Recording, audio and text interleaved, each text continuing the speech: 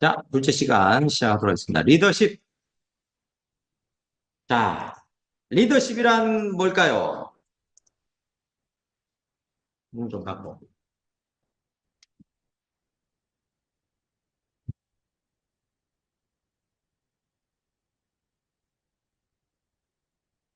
자, 리더십이란 말을 한번 보면 리더와 쉽으로 구성되어 있습니다. 그죠? 리더와 쉽. 쉽은 배라는 의미도 있지만 역할이나 능력을 의미하는 말로 쓰이기도 합니다. 그러니까 리더의 역할 또는 리더의 능력 뭐 이런 의미가 있을 수 있죠. 그러면 리더를 또 뜯어보면 리드와 ER로 구성이 되어 있습니다. 리드는 이끈다라는 말이고 ER은 무엇을 하는 사람이라는 뜻이기 때문에 순 우리말로 하면 이끄는 이라는 의미가 되겠습니다. 그죠? 그러니까 이끄는 이의 어떤 태도, 능력, 역할 이런 의미가 리더십에 담겨 있다라고 볼 수 있겠습니다. 그럼 리드를 한다라는 얘기는 리드를 하는 대상이 있겠죠. 대상. 그게 누굽니까? 팔로워죠. 네. 팔로워를 리드하는데 리드한다는 것은 또 뭐가 있을까요? 방향이 있을 겁니다. 그죠? 리드하는 방향이 있다는 거예요. 리드의 대상이 있고 리드의 방향이 있다는 거죠.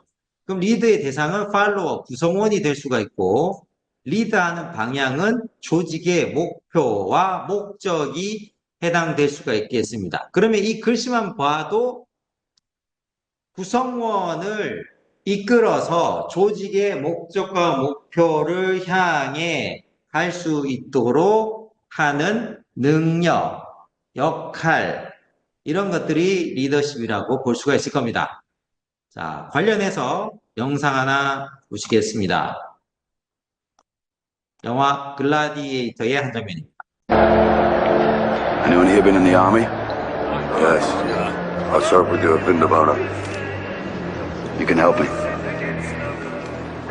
Whatever comes out of these gates, we've got a better chance of survival if we work together.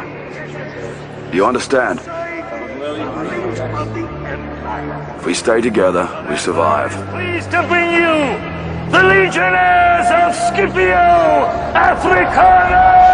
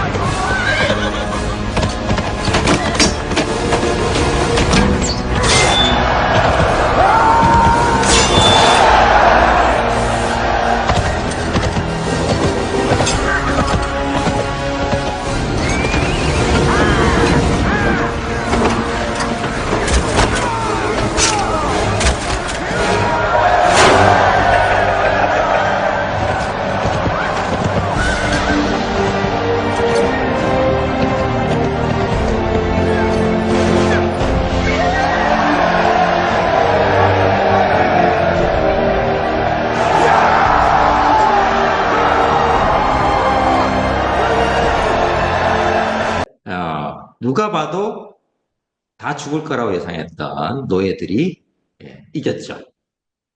어떻게 이겼을까요? 탁월한 리더십이 있었기 때문에 이길 수 있었던 거죠. 그러니까 리더가 있고 없고의 차이는 엄청난 차이가 있습니다. 예. 우리나라에 지금 리더십이 있나요? 네. 행정부에 지금 리더십이 있나요? 네. 전에 한번 얘기 드렸을 건데, 바보야, 문제는 리더십이다. 라고 저는 얘기를 하고 싶습니다. 삼성의 지금 이 주가 나락으로 가고 헤매고 있는 것도 삼성의 리더십이 없고, 예, 삼성전자의 리더십이 없고, 나라의 꼬라지 된 것도 나라의 리더십이 문제다. 예? 리더들이 먼저 정신 차려야 된다라고 저는 강력히 얘기하고 싶고, 그리고 거기에는 옛날 방식의 리더십이 이제는 통하지 않는 시대가 됐음에도 불구하고 옛날 방식의 리더십을 계속 고집피우고 있기 때문이기도 하다라고 볼 수가 있습니다. 세상이 바뀌었고 사람이 바뀌었고 다 바뀌었는데 리더들이 바뀌지 않고 있다. 그래서 이제 조만간 조기 대선이 치러질 건데 훨씬 더 지금 시대에 부합하는 리더가 뽑혔으면 좋겠습니다. 네. 리더십이 중요한 이유는 결국 사람들을 힘을 모을 수가 있죠. 그리고 그 사람들에게 용기를 북돋우고 동기를 부여하고, 그죠? 그렇게 해서 그 원래 할 수 있다고 믿었던 그 이상의 뭔가를 만들어낼 수 있는 게 바로 리더의 역할이라고 할 수 있습니다. 리더십은 조직의 목적을 달성하기 위해 구성원들의 일정한 방향으로 이끌어서 성과를 창출하는 능력이다. 근데 많은 리더들이 조직을 통해서 성과를 내야 되는데 어떻게 해야 조직을 통해서 성과가 나는지를 잘 모르고 리더가 돼 있다라는 거죠. 그래서 원맨쇼만 하고 있는 리더들이 많습니다. 자, 관리자와 리더의 차이점. 피터 드러커가 아주 쉽게 이렇게 얘기했어요. 관리자는 주어진 걸 그냥 잘하는 것이다 라는 거예요. 리더는 잘해야 될 것이 뭔지를 선택하는 사람이야. 무엇을 해야 되는지 고르고 선택할 수 있는 게 리더고, 관리자는 그게 잘못된 건지 잘된 건지 생각하지 않고 그냥 시키니까 잘하는 거예요.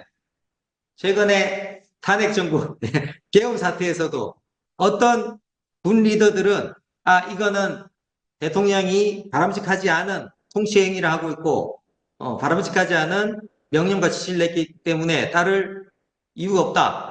그리고 부하들한테 따르지 마라. 그렇게 한 리더들도 있었지만 시키니까 저는 시킨 대로 했을 뿐입니다. 이게 관리자라는 거예요. 이제는 관리자의 시대가 점점 접을고 있습니다. 각 조직의 리더들이 각자 자기 위치에서 좀 더 주도적으로 무엇이 더 나은 방향이고 옳은 것인지를 생각을 해야 된다. 생각 없이 하니까 그냥 관리자가 되는 거고 나쁜 명령이나 지시에 그냥 따라가는 거죠. 다행히도 아직까지 그래도 생각을 하는 리더들이 있었기 때문에 그 최악의 사태는 면한 거라고 저는 생각이 듭니다. 자, 리더십 이론의 발전, 변천 과정의 특성 이론, 행동 이론, 상황 이론 쪽에 발전을 해왔다. 그런 게 있다라는 점을 아시면 되고, 처음에는 리더십이 리더 개인의 자질에 달려있는 거 아니냐라고 이제 연구를 했습니다. 그러다가 리더의 행동의 어떤 유형 또는 복합된 유형이 모든 상황에서나 언제나 효과적일 거야 라고 생각을 하고 어떤 행동이 그러면은 먹히는데 그러니까 항상 모든 것에 통하는 이 뭔가 비책을 찾은 거예요. 그런 게 없다. 상황에 따라 다르다. 그때그때 달라요. 라는 게 이제 1960년대 이후의 이론입니다. 리더십 결정 요인은 리더 개인의 특성이 아니라 리더가 처해 있는 조직적 상황에 따라서 유연하게 대처해야 된다. 상황에 따라 다르게 리더십 행동을 해야 된다. 그게 이제 상황 이론입니다. 80년대 이후로는 특성 이론, 행동 이론, 상황 이론들을 통합적으로 봐야 된다라는 거예요. 리더의 개인적 자질, 영역 관리, 역량 등에 초점을 맞추면서 통합적으로 접근해야 된다라는 쪽으로 발전하고 있습니다. 최근에 각광받고 있는 리더십 패러다임은 첫 번째, 변혁적 리더십입니다. 왜? 세상이 빨리빨리 변하기 때문에 비전을 제시하고 새로운 어떤 혁신, 이런 것들을 만들어내기 위해서 변혁적 리더십이 필요하다. 개선이 아니라 혁신이 더 필요한 시대적 상황이다. 이 개선 위주로 접근하다가 말아먹은 데가 있다? 일본. 네, 그죠? 그냥 개선에만 초점 맞추다가 말아먹은 나라가 일본이죠. 여기에 지금 일본에도 혁신이 필요하다라고 외치는 사람이 바로 한국계 일본인 손정희 회장, 마스요시 손, 네, 그런데 하고 있는 거죠. 직원에 대한 높은 보상은 기업에게 언제나 높은 수익을 가져다 줄까요? 1960년대 미국에서 유행처럼 번졌던 인센티브 제도에 의문을 품고 있던 학자가 있었습니다.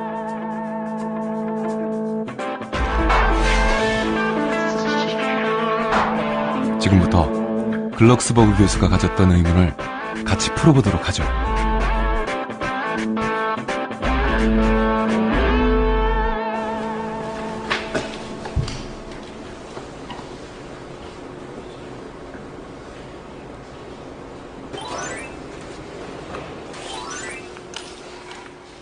대학생을 대상으로 다소 생각이 필요한 문제를 줬습니다. 이게 바로 아까 캔들 프로그램을 한국에서 해본 거예요. 이게 다큐멘터리였어요. 한 개의 양초와 압정이 들어있는 통, 그리고 성냥. 이 도구들을 가지고 어떻게 하면 문제를 더 빨리 풀 수 있을까요?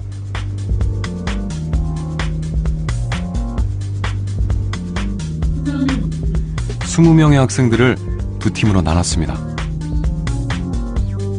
빨간 방에 있는 학생들에게는 문제를 빨리 풀어 팀 내 3위 안에 들면 선물을 주기로 했습니다. 이제부터 보상팀이라고 하죠.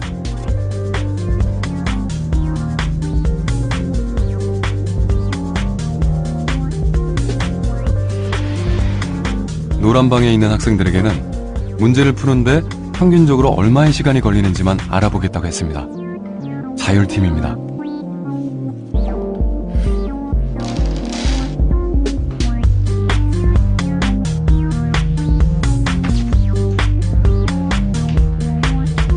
공정한 실험을 위해 사전에 간단한 테스트를 거쳐 학생들의 수준이 비슷하도록 팀을 나눴습니다.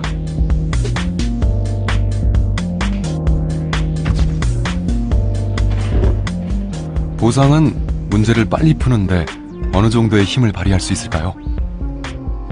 제한 시간은 10분입니다.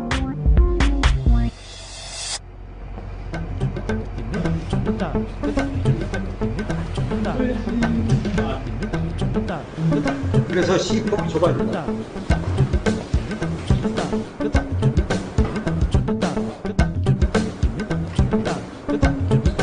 굉장히 많아.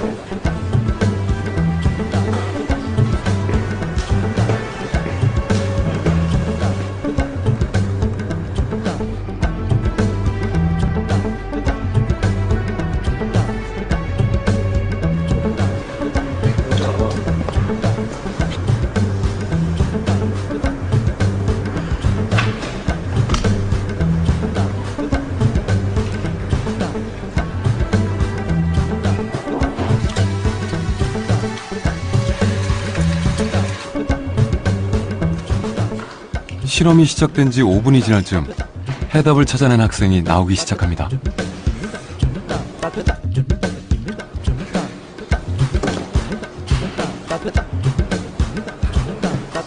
그렇다면 과연 어떤 팀의 학생들이 문제를 더 빨리 해결했을까요? 결과는 뜻밖이었습니다. 보상팀이 평균 2분 30초나 늦게 풀었습니다. 우리나라에도 똑같이 작동되더라고요. 생활에 되면 선물 주겠다. 이런 게 좀 영향을 받은 것 같으세요?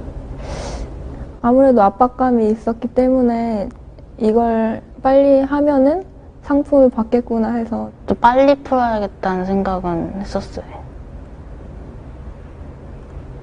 그런 생각이 문제를 푸는데 도움이 됐나요? 아니요, 더 조급하게만 만들었던 것 같아요. That's because when we're doing things because of rewards and we're doing them because we have to and to get the reward, we're focused on that reward and not on all the other things that are around us. And so that narrowing of attention interferes with creativity, whereas when you're doing something because you want to or you're interested, your attention is very open, and creativity requires that open attention to think out of the box. 그래서 앞에 데니얼 거시기 아저씨가 테드 강의에서 얘기했던 거를 한국에서도 똑같이 실험했는데 똑같이 인센티브가 역효과를 내더라. 창의적 문제 해결에는 역효과를 내더라라는 것을 증명했습니다. creativity. And what's 자, 거래적 리더, 이 변혁적 리더십 반대가 거래적 리더십이에요. 이게 뭐냐? 너 이거 해주면 내가 이거 해줄게. 이게 뭐예요? 외적 보상이에요. 야, 너 애한테들도 그렇죠. 야, 요번에 성적 80점 맞으면은, 야, 10점 더 올라가면 아빠 자전거 사줄게. 야, 100점 맞으면 아빠가 그럼 오토바이 사줘야 되나? 그죠? 이 거래적 리더십이, 뭐 하면 뭐 해줄게? 라는 거예요. 단기적 전망, 기본적인 가시적인 보상으로 동기부여한다. 즉각적이고 가시적인 보상으로 동기부여하려고 한다는 거예요. 그래서 부하들을 위해 문제를 해결하거나 대답을 찾을 수 있는 것을 직접 자꾸 찝어줘. 야, 이래 해봐. 이러면 된다니까. 해봐. 이렇게 자꾸 리더 중심으로 뭘 자꾸 하려고 한다.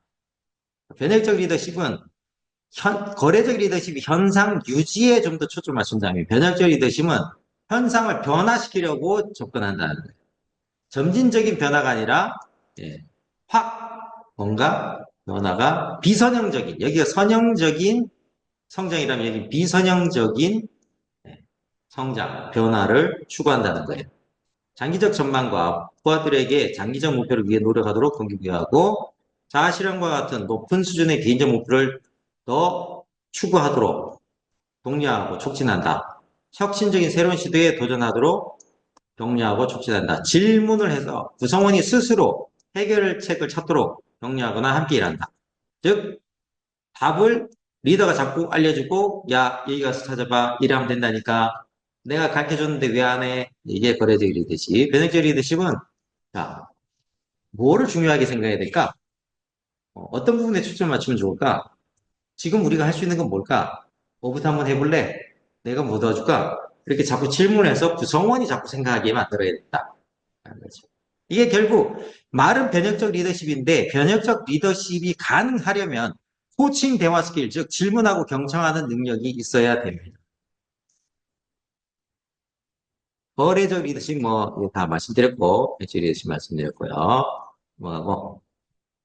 그리고 다음으로 이제 상황적 리더십. 아까 이제 상황에 따라 다르게 행동해야 된다라고 말씀드렸죠. 자, 여기에 대해서 이제 최근에 가장 각광받고 있는 이론이 허쉬와 브랜차드의 상황적 리더십이에요.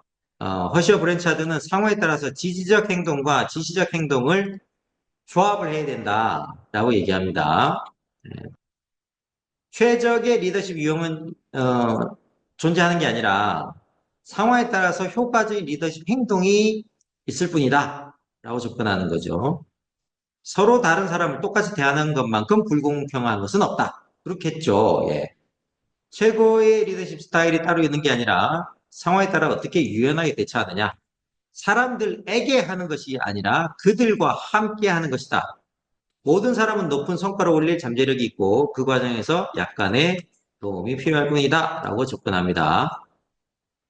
자, 그래서 이 상황을 조금 설명을 드리면 이렇게 얘기해요. 구성원의 상황을 크게 두 가지 요인, 가장 중요한 두 가지 요인을 뽑았습니다. 그게 뭐냐면 열정, 아까 에너지 얘기했잖아요.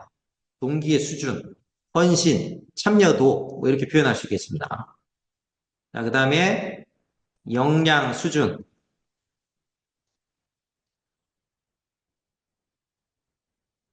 열정 대신에 뭐 의욕이라고 하셔도 돼요. 의욕. 이걸요? 제가요? 왜요? 이런 의욕이 높다 낮다? 의욕이 낮겠죠. 자, 신입, 의욕, 열정 수준이 높을까요? 낮을까요? 신입 들어왔어요. 의욕, 열정이 높을까요? 그죠? 높겠죠? 역량 수준은 높을까요? 낮을까요? 낮겠죠? 그러면은 이쯤 어디로 시작하겠죠? 자, 입사 1년 차, 신입 때보다 열정, 의욕이 올라갈까요? 내려갈까요? 예, 역량 수준은 올라갈까요? 내려갈까요? 좀 올라가겠죠? 자, 이제 연차가 갈수록 역량 수준은 점점점 올라갈 겁니다. 예. 의욕은 어떻게 될까요? 더 떨어질까요? 그렇죠. 언제 올라가냐면, 자기가 주도적으로 하는 영역이 많아지면. 자, 요번 프로젝트의 이 부분은 우리 김대리가 좀 맡아서 잘 해주세요. 김대리가 충분히 해낼 수 있을 거라고 저는 믿습니다. 자, 잘 부탁합니다. 화이팅! 필요한 거 있으면 언제든지 나한테 얘기하세요. 그럼 어때요? 네, 감사합니다. 제가 이번 거 잘 해보겠습니다. 예.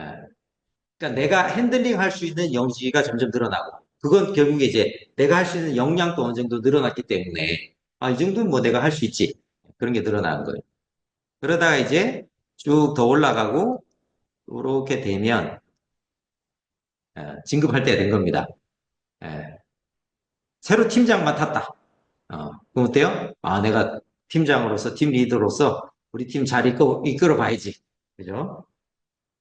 자, 그래서 이제 이 상황 대응 리더십은 크게 네 가지 국면을 다뤄요. 이걸 이제 발달 단계로 표현하는데, 디벨롭먼트 레벨 1, 발달 단계 1, 발달 단계 2, 발달 단계 3, 발달 단계 4로 표현을 하고, 이 의욕과 관련 있는 리더십 행동은 뭐냐면 지지적 행동입니다. 지지적 행동. 역량 수준과 관련 있는 것은 지시적 행동입니다.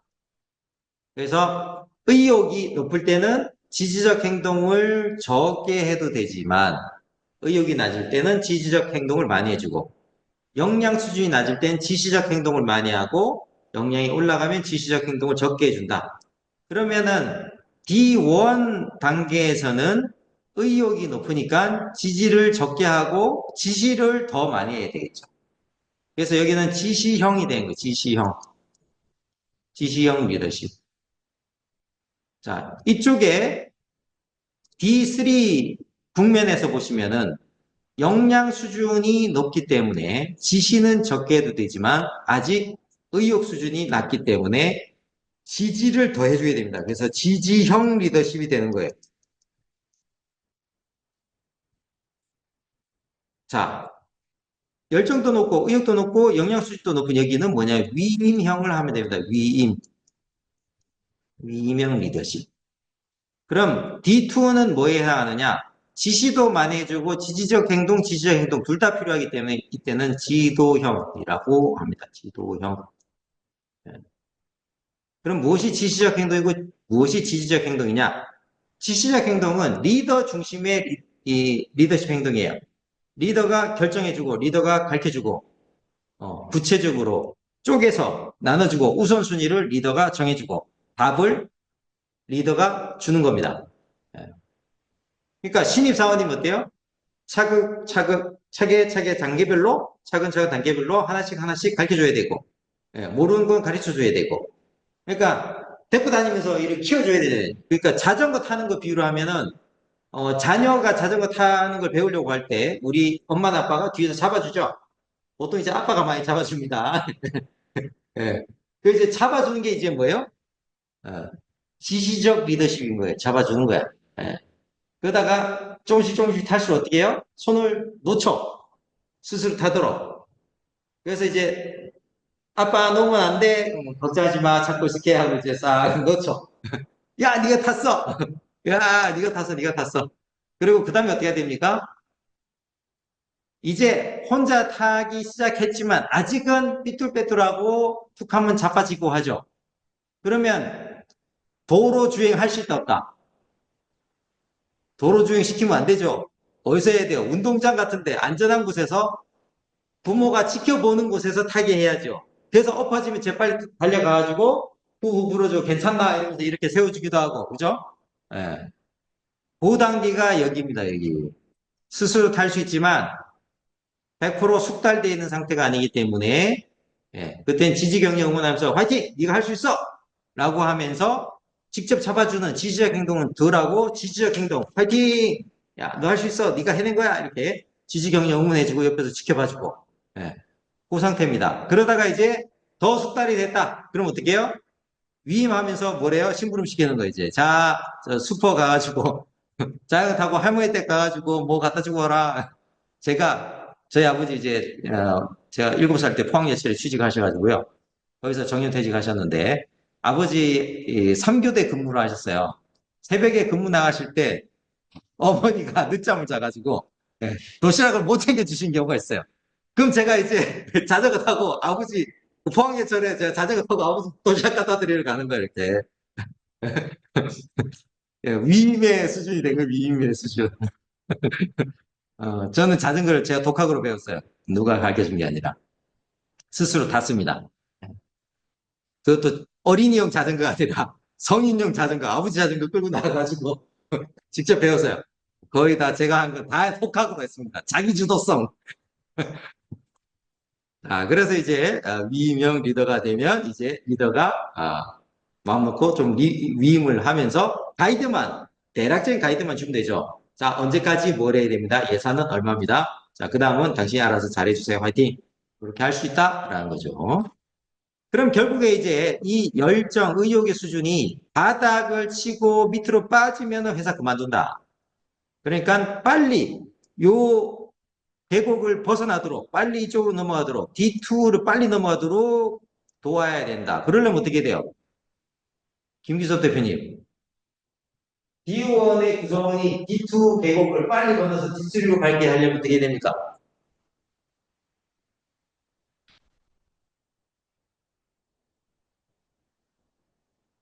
칭찬을 좀 책임을 좀 져야 돼요. 더 중요한 게 있어요. 보세요.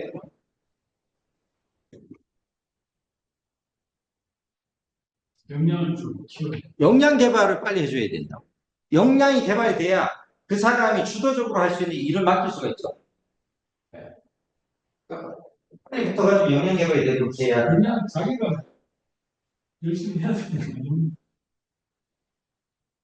대부분 구성원은 뭐를 공부를 해야 되는지 어떤 역량이 필요한지 잘 모를 가능성이 높고 그리고 막상 발등의 불 위주로 해결하면 역량 개발할 기회가 없고 그 다음 많은 선배들이 각자 자기가 바쁘니까 후배한테 신경을 못 써. 그렇죠. 네. 자기가 막 배우려고 애를 쓰고 막 해야 올라가고 가르쳐줘도 또 맞춰서 여기서 중요한 건 직접적으로 내가 자꾸 가르치려고 하면 안 돼. 네. 자, 우리가 하는 일이 뭔가 같냐? 그럼 어떤 능력이 필요한 것 같으냐? 네 수준이 어느 정도 같으냐? 뭘 먼저 배워야 될 것 같으냐? 일단 자꾸 물어봐야 돼. 예를 들어 그 상대방의 주의를 끌 수 있는 방법이 뭐냐면 질문을 먼저 하는 거예요. 제가 지금 이제 온라인으로 위주로 하니까 내가 인터랙션을 못 하잖아요? 오프라인으로 하면 저 질문을 먼저 시작해요. 자, 리더십 뭐라고 생각하세요? 사람들한테 얘기 나누게 한다고. 지금 다들 이제 온라인으로 다 계시니까, 일방향 수업밖에 안 되는 거예요, 이게. 혼자 떠들다 가는 거죠, 혼자 떠들다가. 여러분들한테 도움이 안 돼요. 온라인 교육은 이렇게 원웨이 온라인 교육은 아무 도움이 안 돼요. 여러분들한테 솔직하게 얘기하면 진짜 쌍방향으로 특히나 대학원 수업은 여러분들이 수업을 하셔야지 내가 해야 되는 게 아니에요. 교수가 수업하는 게 아니에요. 대학원 수업은 원래. 예, 여러분들 지금 앉아서 받아먹고 계시는데 이렇게 수업하면 안 돼. 대학원 수업. 예, 예, 예. 자, 제가 질문하고 여러분들이 답을 해야 되는데 대학원 수업. 예, 원래는 그렇습니다.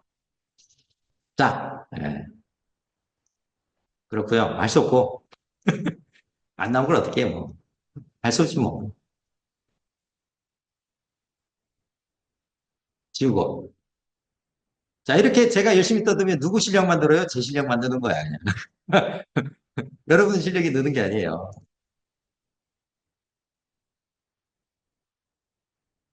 자, 그 다음에 이제 중요한 게 진정성 리더십입니다. 예, 가식적이지 않고 진정성이 있어야 되는데, 진정성은 반은 맞고 반은 틀린 거예요. 도둑놈도 진정성이 있습니다. 네. 옛날에 공자님 살던 시대에 도척이라는 아주 유명한 도둑이 있었습니다. 도둑이 지켜야 할 네 가지 이 도에 대해서 얘기를 하죠. 인터넷 검색하시면 나옵니다. 먼저 들어가는 용기가 있어야 된다. 그 다음에 이제, 저 집에 들어갔을 때 훔칠 게 있을지 없을지를 살필 수 있어야 된다. 그 다음에 이제 맨 마지막에 나오는 의리가 있어야 된다. 뭐 등등등 이렇게 해서 네 가지의 도둑의 도를 얘기한 도척이라는 도가 있습니다. 예. 그 사람 진정성이 없었냐? 진성성 있죠. 예. 저기 뭐 계엄을 선포한 분은 진정성이 없었겠습니까? 진정성 이상이 필요합니다. 자기인식을 바탕으로 자기 핵심 가치, 목적의식, 투명성을 통해서 영향력을 미치는 능력이라고 진정성 리더십은 정의를 합니다. 그러니까 보통 우리가 통상적으로 얘기하는 진정성의 개념보다도 좀 더 높은 수준을 얘기하는 거예요. 그냥 우리가 일상적으로 저 사람 진정성이 있다 없다 그 얘기를만을 얘기하는 건 아닙니다. 여기서 중요한 게 뭐냐면 핵심 가치, 목적의식, 투명성입니다.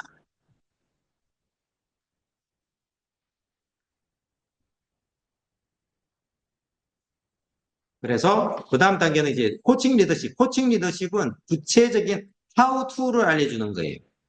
리더십을 책으로 배웠어요. 책으로 백날 배워서 리더십이 좋아지다. 그 수영을 책으로 배운 거나 똑같아요. 예. 책으로 수영을 배우면 수영 실력이 느나요?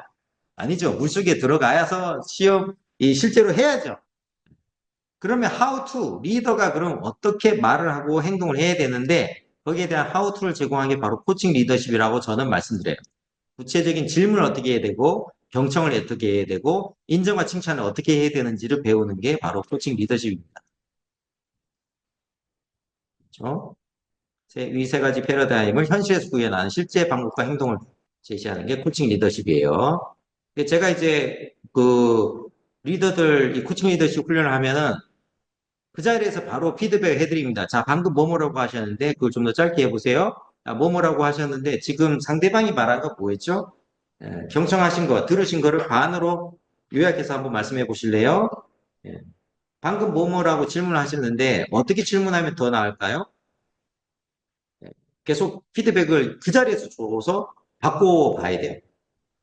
그래서 말을 바꿔봐야 아하 감을 잡아요. 마치 골프 가르치는 코치랑 같아요. 딱 치면은 자 방금 공을 얼마나 끝까지 보신 것 같으세요? 자 공을 좀 더 끝까지 보고 휘둘러 보세요. 한 번 더 오케이 잘했어요. 그렇게 한 번 더 쳐보세요. 그렇게 해서 몸이 기억을 하게 만들어야 돼요. 리더십은 크게 외공과 내공을 훈련해야 됩니다. 외공은 스킬이에요. 스킬 훈련이 필요해요. 내공은 의식 훈련, 감정 처리하고 의식 훈련을 해야 생기는 거예요. 내가 열심히 기술 배웠는데 그런 거 있죠. 도장에서 태권도 도장에서 공중 뭐 2단 발차기에다가 720도 발차기까지 할 수 있어. 근데 뒷골목 가는데 깡패들 만나니까 딱 쫄아버렸네? 그럼 어때요? 기술이 무용지물이 되는 겁니다. 그죠? 리더가 열심히 대화 스킬 익혔는데 회의 중에 화가 확 올라와. 짜증이 확 올라와. 그러면은 대화 스킬을 쓸 수 있어요? 없어요? 못 써먹어요. 감정을 처리하고 이거를 내가 내 의식을 다루는 능력을 갖춰야 돼요. 이게 내공이에요. 그래서 두 가지 훈련이 없으면 리더십 교육 백날 받아봐야 쓸데없는 짓, 돈 낭비. 근데 많은 조직에서 그렇게 하고 있습니다. 제가 지난 20년 동안 떠들고 다녔는데 하는 데 별로 없어요. 그리고 리더십에 지금 돈을 별로 안 써요. 그래서 이 리더십 문제가 된 거예요, 지금. 예전엔 그나마 진급자 교육이라도 있었지. 요즘 진급자 교육도 없어. 왜? 수시 체험이니까. 그러니까 리더를 맡겨놨는데 리더가 뭘 해야 되는지 어떻게 해야 되는지 모르는 상태에서 리더를 하고 있는 거예요. 다 죽는 겁니다, 그러면.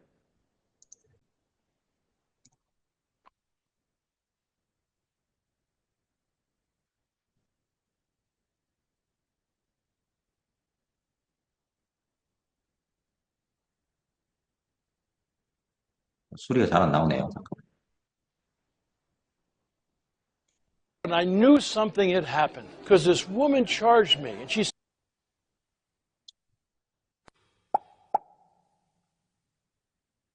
So I said to my secretary at that time, Dana, and I said, could you schedule at least 3 hours next week at the Department of Motor Vehicles? Because that's about how long it takes them to beat you up.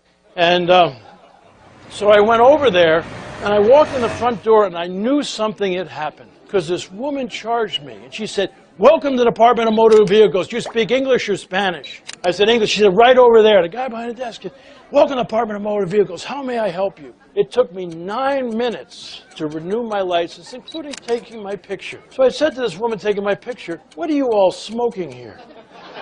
You know, I mean, this isn't the department I used to know and love. And she said, haven't you met the new director? It's always a leader. It's always a leader. It's always a leader. And I said, where is this new director? And they had these, kind of shelves or not, whatever, counters in the front, and then count going down the side. They welcomed you here. You took your pictures down here. Out behind the counters, no privacy and all, is the desk. She said, there's the new director. No private office, no nothing. So I went out to meet this guy. And I said, what's your job as the director of the Department of Motor Vehicles? Write this down or put it on your forehead. It's a wonderful definition of a manager. He said, my job is to reorganize the department on a moment-to-moment basis, depending on citizen need. You know what he had done? He had cross-trained everybody in everybody's job, so everybody could take pictures, everybody could run the front desk, including secretaries and bookkeepers in the back of the house, who, if there was a run-on by citizens, he said, that's not mission critical, get out here, the citizens out here. Nobody could go to lunch between 11:30 and 2. Why? That's when the citizens are free. And so this guy is really amazing. Now, just to show you how amazing it is, shortly after this, my secretary turned 50, and she decided that she was going to get one of those mopeds or one of those scooter deals, and she's going to bop around Southern California. So she gets this beauty, and she never even thought about a license. You know, she thought car license, moped, No, you got to get a license. So she goes over to the Department of Motor Vehicles. She gives her name to this woman behind the counter. She said, she looks at it, and Dana had never had a ticket in her life. Not one mark on her whole license. And this woman says, that's incredible, your record. And she said, I'm looking at it, though. In 3 months, you're supposed to come back to take your written driver's license again. Why don't you take both tests today? Dana said, tests? I didn't know I was supposed to take a test. And she's panicked. I don't know if they were teaching these people human relations, but this woman reached across the counter, patted her hand. Oh, Dana, with your driving record, I'm sure you can pass this test. And besides, if you don't, you can always come back. So I want to tell you, one of the interesting things, before I tell you what happened, is I recognized some of the people in this place, and they were people who used to beat citizens up. And now they're cheering them on. What do you think the difference is? Leadership. 리더십이 바뀌니까 조직의 분위기, 일하는 방식이 완전히 바뀐다.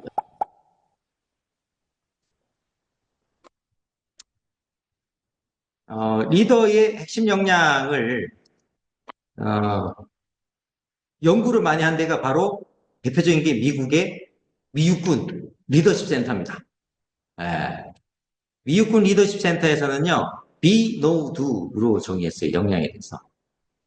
be, know, do. be는 존재에 대한 것, 태도에 대한 것, be. know, 지식에 대한 것. do는 구체적인 행동 스킬에 해당하는 거죠. 그래서 우리가 이제 보통 역량을 얘기할 때 지식, 기술, 태도로 표현합니다. 태도, 지식, 기술 뭐 이렇게 해도 괜찮고. 그거를 이제 미 육군 리더십 센터에서는 be know to라고 표현을 해요. 어쨌거나 그래서 직급이 올라갈수록 뭐가 더 중요하다? 개념적 능력이 더 중요하다. 직급이 낮을수록 실무적 능력이 중요하다. 근데 골고루 중요한 게 뭐다? 대인관계 능력이다. 근데 우리나라에서는 대인관계 능력 개발을 안 하고 있다. 이게 문제다. 학교에서 대인관계 능력 개발을 안 한다. 학교에서 대인관계가 망가진다. 애들이 학교를 떠난다.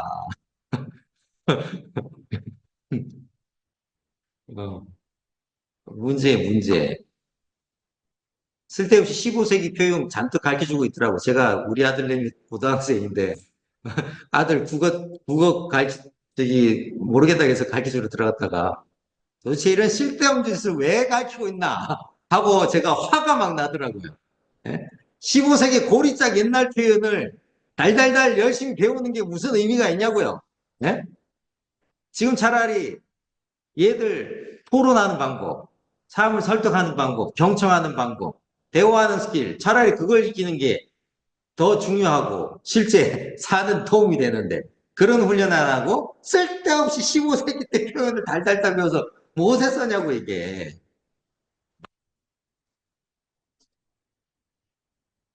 네, 이게 또 핵심 역량의 유형 분류이 연관장교 리더십 핵심 역량으로 최병순 이 박사가 열심히 연구를 많이 했는데요. 유연성, 통합성, 내부, 외부 역량으로 나눠서 대인관계, 환경관리, 조직관리, 과업수행 역량으로 이렇게 나누기도 합니다. 자, 그럼 우리나라 사람들이 잘하는 게 뭘까요? 과업수행 역량, 이게 제일 잘합니다. 우리나라 사람들이 과업수행 능력 없습니다. 그 다음 환경관리 역량 조금 합니다. 조직관리 역량 좀 합니다. 대인관계 역량 꽝입니다. 물론 아닌 사람도 있습니다. 걔 중에는 진짜 타고난 사람도 있어요. 배운 적도 없는데 잘하는 사람도 있어요. 제가 그 해병대 장교들 교육도 제가 많이 나왔거든요. 연평도, 대청도, 백령도 뭐 다 다녔어요. 소청도. 연평도 제가 들어갔을 때 그때 김정은이가 저 정권을 잡을지 얼마 안 돼가지고 미사일 쏜다고 난리 나가지고 그래서 제가 연평도 들어갈 때 사라는 돌아오는 거냐 그리고 제가 들어갔을 때 계속 비상발령 비상등이 터져가지고 교육하다가 왜 다 이제 전투태세 들어가고 저 혼자 강의실에 남아가지고 이러고 있고 이제 그날 강의 끝나고 내려오는데 방송에서 저기 취재를 났더라고요. 예, 긴장감이 고조되고 있는 연평도에 나왔습니다. 그래서 네. 그때도 제가 해병대 교육 많이 가는데요. 소대장들이 말을 못해요. 진짜 제가 속 터져가지고 도대체 이렇게 자기가 지 표현도 못하고 말도 못해가지고 어떻게 부대원들 통솔하나 싶더라고요. 그러니까 지금 갈수록 장교의 질이 떨어지고 있어요. 지금 특히 부사관들 더 문제입니다. 지금 똑똑한 사람들은 ROTC 잘 안 가죠. 지금 옛날에는 ROTC 가려면 학점이 4.0 이상 돼야 ROTC 갔어요. 저도 제 인하대 기계공학과인데 제가 학점이 좀 딸려가지고 체력장 10km 달리기 이거 2등하고 잘했는데 학점이 딸려가지고 ROTC 못 갔거든요. 근데 지금은 ROTC 미달이죠. 왜? 병사들 연봉 봉급도 오르고 복무기간 짧은데 장교들은 복무기간 늘고 더 길고 혜택도 별로 없고 예전에는 장교로 제대하면 ROTC 나와서 장교 제대하면 일단 호봉을 한두 호봉이라도 더 쳐줬거든요. 근데 지금 없죠. 군대 제대했다고 해서 호봉 더 쳐주나요? 없어요. 저도 삼성 SDS 들어갔는데 호봉을 안 쳐주더라고. 제가 병장 제대했는데 원래는 병장 제대하고 가면 한 호봉 정도 더 쳐줬거든요. 없어요. 갔더니 그러니까 여성들은 어때요? 제 동갑내기 여성들은 제가 군복무하는 동안 회사 생활하면서 2년, 3년을 더 다녔죠. 그러니까 다 저보다 선배야. 제 동갑 내기 여성들 다 선배야. 연봉도 더 많아. 그러면서 이제 저는 드는 생각이 미쳤다고 군대를 갔다구나. 군대 가기 전에는, 그래도 나름대로 이제 나라를 위해서 군대 가야지 이 생각했는데, 군대 갔다 오고 보니까, 내가 바보짓을 했다. 웬만하면 뺄 수 있으면 빼야지. 군대는 갈 게 못 된다. 저는 그런 생각하게 됐어요. 국가에 충성 개나 적어라 이런 생각까지 들더라는 거예요. 네. 어쨌든 말이 좀 옆으로 갔는데 중요한 건 대인관계였냐 이게 지금 문제다 어느 쪽이든지.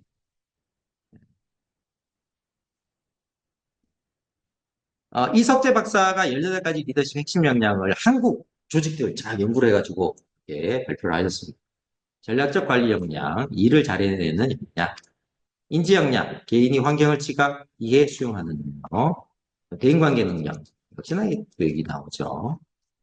그래서 여기 원이 뭘 의미하냐면 제일 안에 원은 이 사원급 또는 초급 리더에 해당하는 이때 특히 중요한 능력. 이게 뭐예요? 보시면은 정서관리, 자기 감정 잘 다스리고, 대인 감수성, 사람들 이렇게 잘 알아차리고, 추진력, 결과지향성, 창의성, 자기학습. 뭐예요? 자기가 자기 단돌이 잘하고, 셀프케어 잘하고, 셀프 어웨어 잘하고, 자기 할 일 잘하고, 지 앞가림 잘하고 하는 거예요. 자, 두 번째 원은 중간 관리자들한테 특히 중요한 능력입니다. 보시면 의사소통, 갈등 관리, 변화 관리, 문제 해결력, 팀워크, 코칭. 근데 이게 잘 안 돼 있죠. 이거 훈련도 안 시켜줘요, 조직에서. 몰라. 왜 그런지 모르겠어요. 당장 눈에 안 보이거든요. 이것도 안 됐는데 임원이 돼 있어요. 그런 사람들 너무 많습니다, 여기 보면. 임원은 이거 안에 있는 정서관리, 대인감수성, 추진력 이거 다 돼 있고 의사소통, 갈등관리, 변화관리, 문제해결력, 팀워크 형성, 코칭 스킬이 돼 있는 상태에서 비전 제시, 전략 실행력, 혁신성, 전략 도시적 사고 협상력, 고객 지향 능력이 개발이 돼야 되는데 자기 성질도 잘 관리를 못하는 다른 사람 대인 감수성인 꽝인 이런 임원들이 많습니다. 그래서 저도 먹고 사는 거죠. 그런 분들이 있으니까 코칭도 시키고 하는 거죠. 예. 감사합니다. 하위의 세부적인 영향들이고요. 다른 제가 드릴 테니까 나중에 보시고. 자, 그래서 아까 이제 지시형, 지지형, 그죠? 지시적 리더십, 지지적 리더십 이런 거 얘기했는데 다른 말로 하면 푸시형과 풀형으로도 얘기할 수 있습니다. 푸시, 빨리 해! 챌린지! 이런 거죠, 이제. 풀형은 어떻게 하면 되겠냐? 어떻게 해보면 좋을까? 자, 같이 한번 해볼까? 이렇게. 자, 그래서 푸시형은 리더가 문제를 직접 해결하고 결과에 책임을 지고 지수적이다. 풀형은 비지시적이다. 구성원이 상대가 스스로 책임의식을 가지고 문제를 스스로 해결하도록 돕는 것이다. 제일 끝이 명령. 시키면 하라는 대로 하면 되지 왜 말이 많아 이게 이제 이거죠.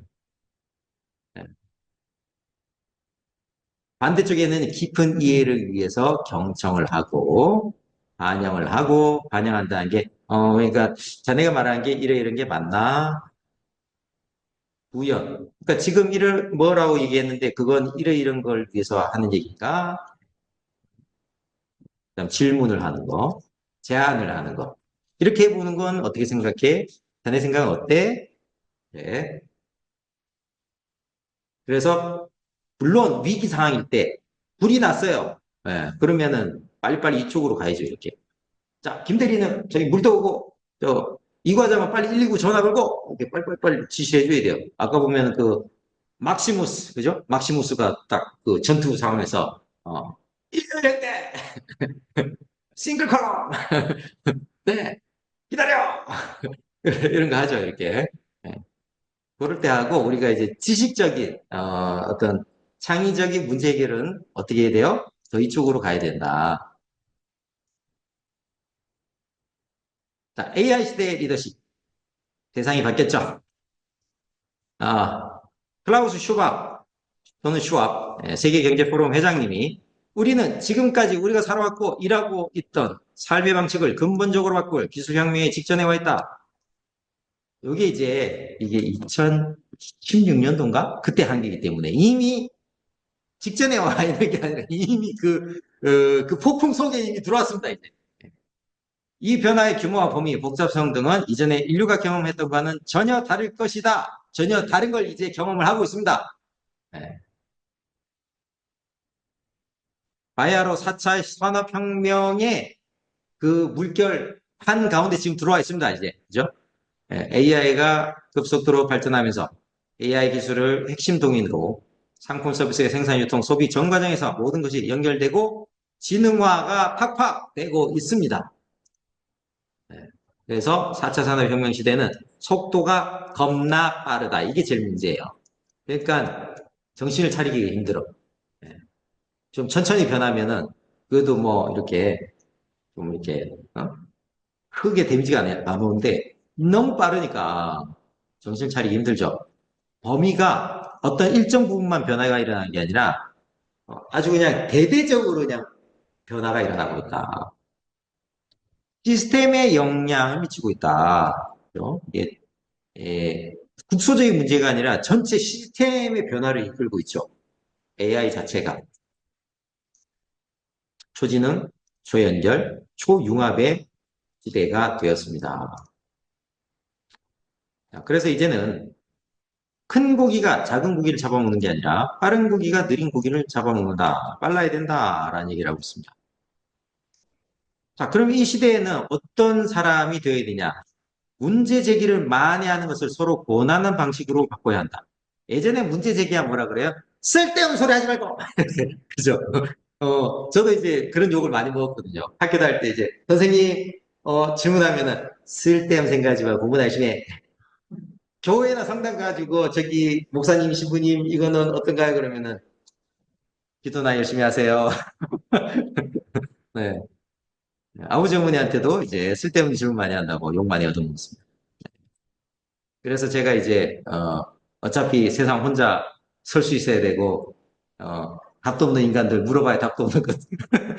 내가 열심히 수도하고 내가 열심히 명사하고 내가 답을 스스로 찾아야 되겠구나. 네, 그걸 초등학교 3학년 때 깨달았어요.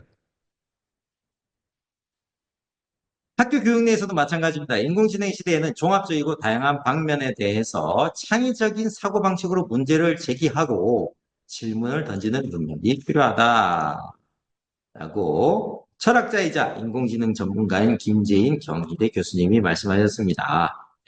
이게 여기 이제 메타 크리에이티비티가 포함되어 있는 거예요. 이제 AI가 인간의 크리에이티비티를 흉내내고 있는 시대에 인간은 뭘 더 강화해야 되냐? 메타 크리에이티비티. 메타 크리에이티비티의 핵심적인 두 가지가 첫 번째, 사람들이 당연하다고 여기는 기존의 가정, 전제에 대해서 반론 제기하는 거예요. 정말 그럴까? 아니면 어떻게 되지? 완전히 그게 다른 방식으로 할 수는 없을까? 당연히 얘기인 거에 대해서 반론을 제기하는 능력. 두 번째, 다른 관점의 질문. 다른 관점의 질문을 던지는 능력. 이렇게 얘기하고 있습니다. 자, 마이크로소프트에서는요, 4차 산업혁명 시대 중소기업이 성공하려면 이러한 방식을 스마트하게 해야 됩니다. 의사결정의 속도를 올려야 됩니다. 고객 중심 비즈니스 해야 됩니다. 고객의 니즈가 자꾸 바뀌고 있으니까 글로벌을 염두에 둬야 됩니다. 저는 여기다 하나 더 붙이면 AI를 무조건 접목하세요. 그래야 의사결정을 빠르게 할 수 있고 이러한 방식 스마트하게 할 수 있고 더 고객 밀착형으로 고객 중심 비즈니스 할 수 있고요. 글로벌을 더 잘 할 수가 있습니다. 그래서 개인이든 기업이든 이제 AI는 뗄래야 뗄 수 없는 시대가 됐습니다.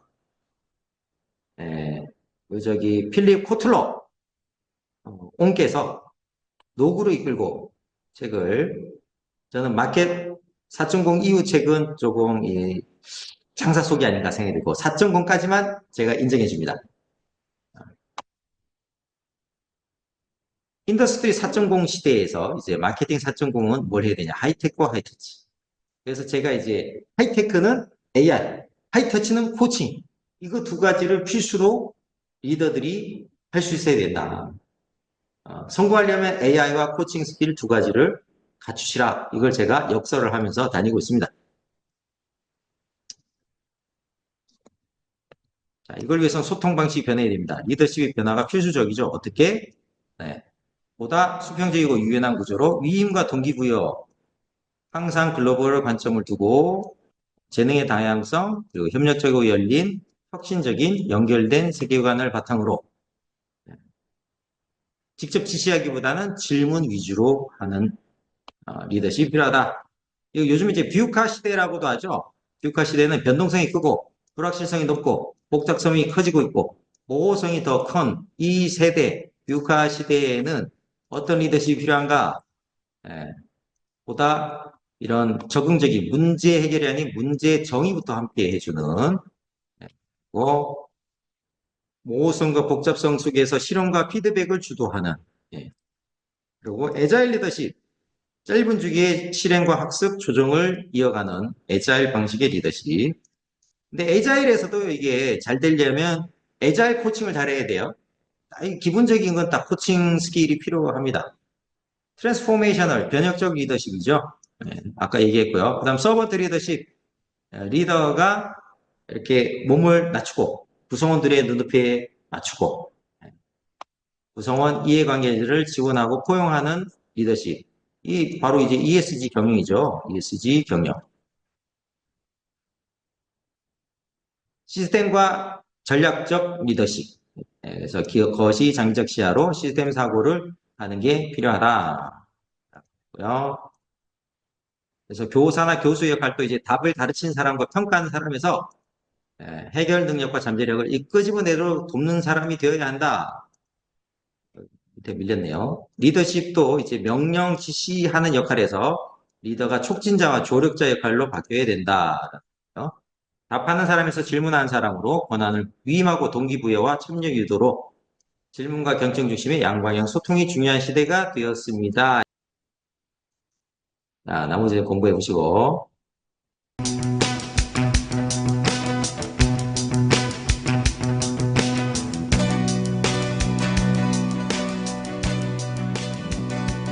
In a fascinating book called Reinventing Organizations, author Frédéric Laloux recounts the evolving history of how people have worked together in large organizations and how new perspectives or paradigms have emerged over the centuries that unlocked new levels of prosperity as they became the predominant approach. In this video, we'll take a look at these paradigms, then examine how they can inform our thinking about adopting agile or lean approaches. 이거 조금 옮길게요.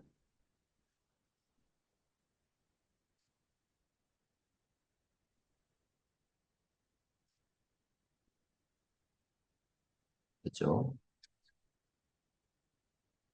Each new paradigm is described by its own color, has some unique characteristics, and some breakthrough ideas. And we'll look at some examples of organizations operating under each paradigm today. We will start with the oldest paradigm, described by the color red. The guiding metaphor for red is that of the wolf pack. Red emerged as people organized into tribes and was the predominant paradigm for centuries. The defining characteristics of red include a powerful leader who inspires fear in the group's enemies and compliance within the group. Red is most useful in situations of chaos, where the powerful leader may be the only thing guaranteeing the survival of the group. The breakthrough ideas of red are command authority, where a leader can set a direction and people will follow, allowing them to work towards a common goal, and division of labor, where people can specialize in a specific type of work that benefits the overall group. Examples of organizations functioning under the red paradigm today include the mafia, street gangs, and tribal militias. Red organizations are limited by the short-term perspective required to survive chaos. The next level, amber, evolved when the instability of fear-based power structures could not accomplish longer-term success. The guiding metaphor for amber organizations is that of an army. Amber emerged as hierarchical patterns like those invented by the Roman military under Julius Caesar and those used by the Catholic Church, enabled focusing on long-term goals which are only possible under stable leadership, being based on status, not physical prowess. 이게 로마가 전 세계를 정복했던 비결이에요.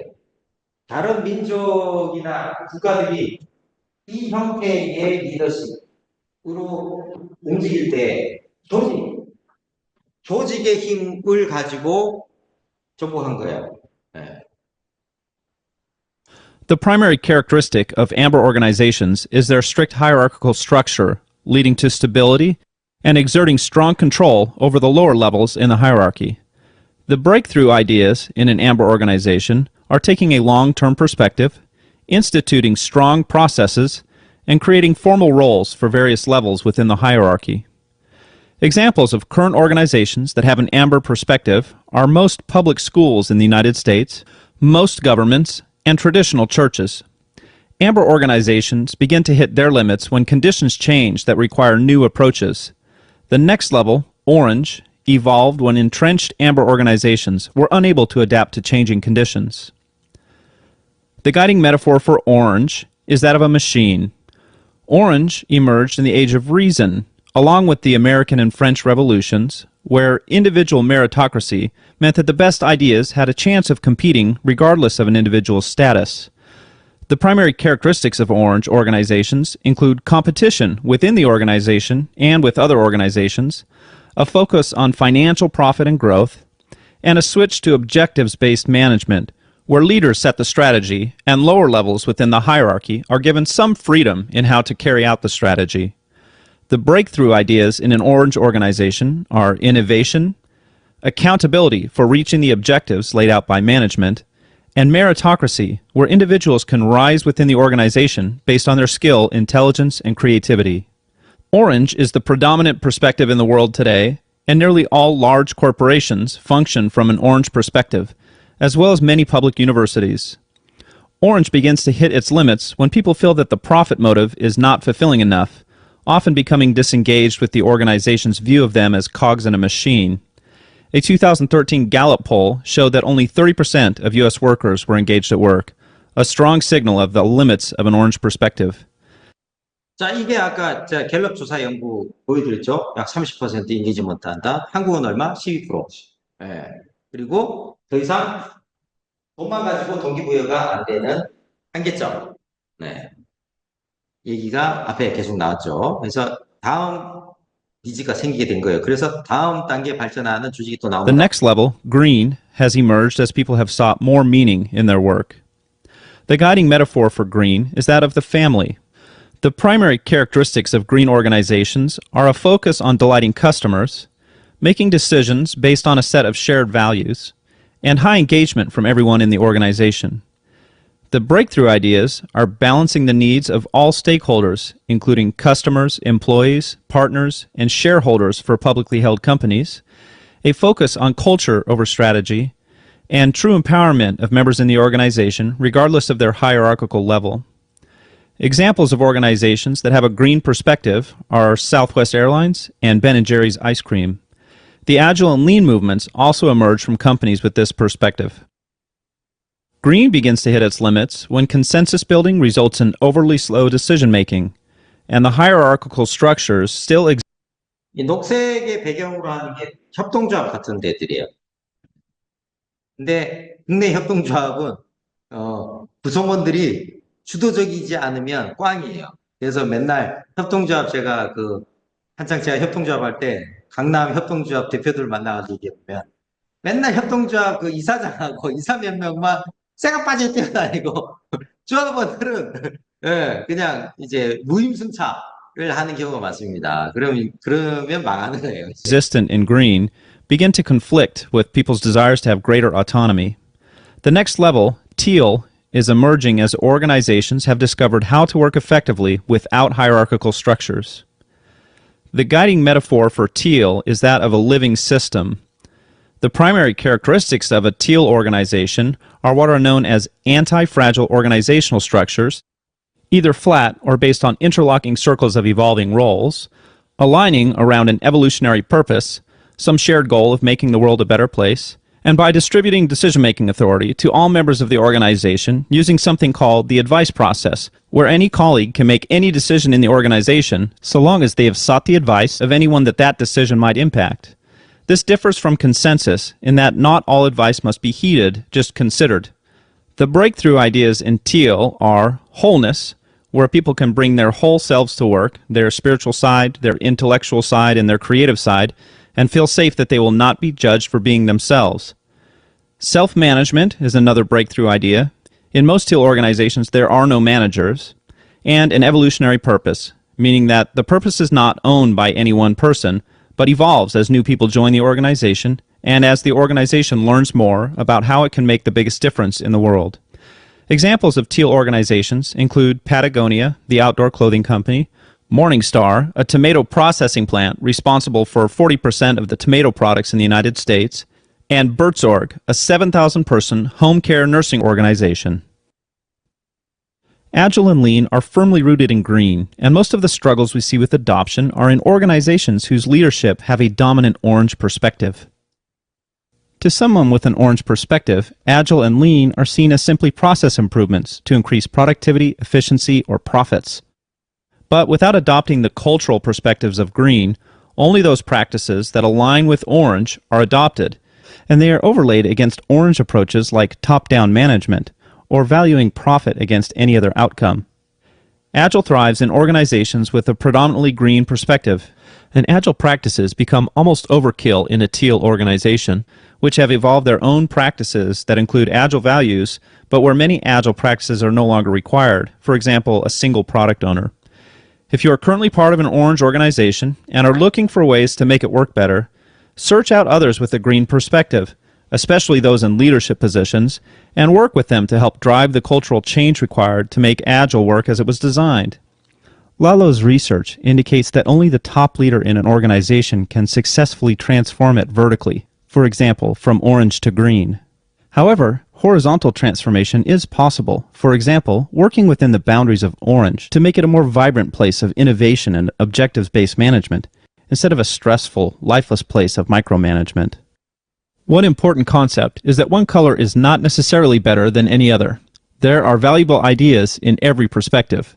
There is data that shows that the newer perspectives are better able to deal effectively with increasing levels of complexity and interconnectedness. But that does not mean that every situation requires this, or that only green and teal organizations can be successful. Success is defined differently from each perspective. Also, the newer perspectives include the older ones, like a Russian nesting doll, so someone with a teal perspective can and should continue to use orange or amber ideas when they might best meet the needs of the organization. I hope this overview was helpful, and that it gave you some insight into the culture of your organization. Viewing Agile and Lean within this broader cultural context can help us make sense of why some organizations might struggle to fully adopt them, and give us some ideas of how to focus on culture as a key element in any change.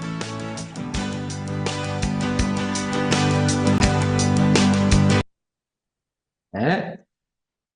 자, 이렇게 필요한 조직 문화, 필요한 리더십이 어떤 상황에 놓여 있는 조직이냐, 어떤 일을 하는 조직이냐에 따라서 달라질 수도 있다.